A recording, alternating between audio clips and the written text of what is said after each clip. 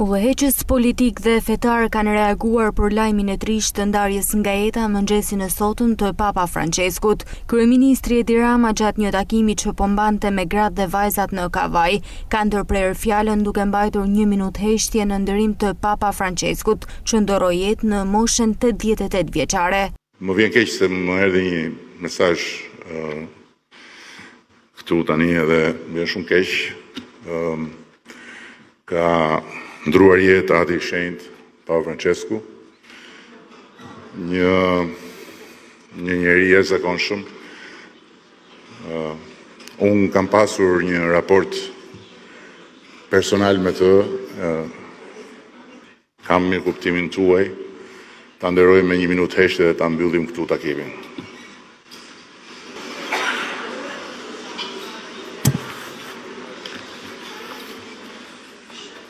Edhe presidenti Bajram Begaj ka reaguar pas lajmit të trisht për ndarjen nga jeta të Papa Franceskut. Në reagimin e tij shkroi se do të ruaj në kujdes takimet me Papa Franceskun.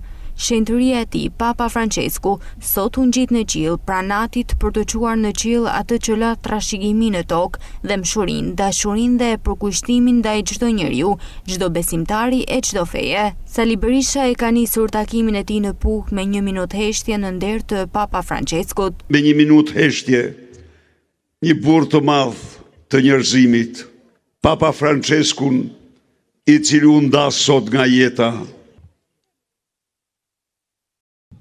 Një reagim ka ardhur edhe nga presidenti i Partisë së Lirisë Ilir Meta, nga qelia e burgut ka shprehur pikëllimin e madh për këtë lajm të hillur, thellësisht i pikëlluar për lajmin të ndarjes nga jeta të shenjtërisë së tij, Papa Francesku, i cili do të kujtohet për herë me mirënjohje për udhëheqjen vizionare të Kishës Katolike dhe të njerëzimit në rrugën e paqes, dashurisë, solidaritetit, humanizmit, bashkëpunimit, dialogut dhe vëllazërimit. Kryegjyshi botëror i Bektashimve Baba Mundi thotë se bota humbi sot liderin e madh botëror të kohës. Drejtuesi i koalicionit Euroatlantik Lulzim Basha ka reaguar për ndarjen nga jeta të Papa Franceskut. Basha ka ndarë momentin kur është takuar me Papën kur vizitoi Shqipërinë në shtator të vitit 2014, kohë kur drejtonte Bashkinë e Tiranës, ku edhe dha titullin e qytetarit të nderit të kryeqytetit.